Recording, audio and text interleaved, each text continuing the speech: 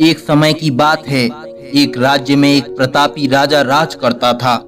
एक दिन उसके दरबार में एक विदेशी आगंतुक आया और उसने राजा को एक सुंदर पत्थर उपहार स्वरूप प्रदान किया। राजा वह पत्थर देख बहुत प्रसन्न हुआ।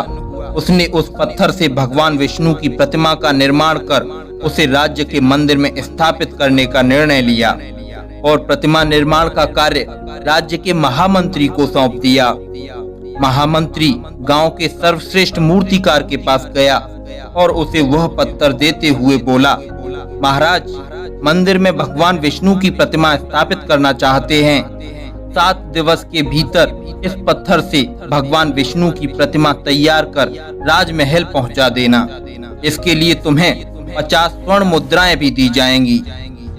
50 स्वर्ण मुद्राओं की बात सुनकर मूर्तिकार खुश हो गया और महामंत्री के जाने के उपरांत प्रतिमा का निर्माण कार्य प्रारंभ करने के उद्देश्य से अपने औजार निकाल लिए। अपने औजार में से उसने एक हथौड़ा लिया और पत्थर तोड़ने के लिए उस पर हथौड़े से वार करने लगा, किंतु पत्थर जस का तस रहा।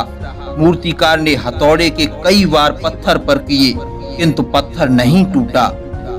50 बार प्रयास करने के उपरांत मूर्तिकार ने अंतिम बार प्रयास करने के उद्देश्य से हथौड़ा उठाया, किंतु यह सोचकर हथौड़े पर प्रयास करने के पूर्व ही उसने हाथ खींच लिया कि जब 50 बार वार करने से पत्थर नहीं टूटा तो अब क्या टूटेगा।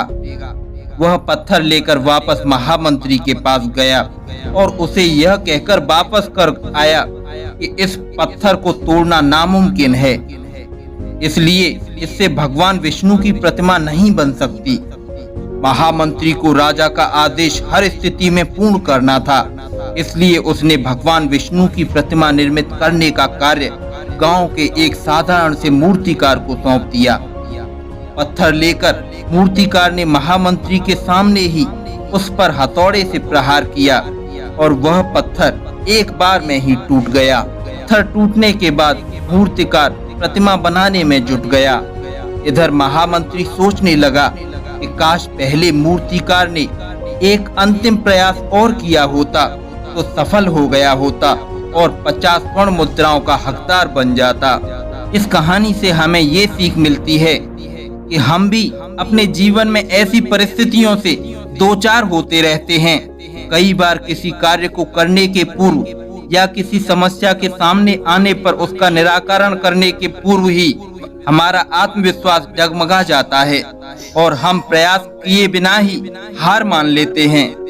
कई बार हम 1-2 प्रयासों में असफलता मिलने पर आगे प्रयास करना छोड़ देते हैं, जबकि हो सकता है कि कुछ प्रयास और करने पर कार्य पूर्ण हो जाता या समस्या का समाधान हो जाता।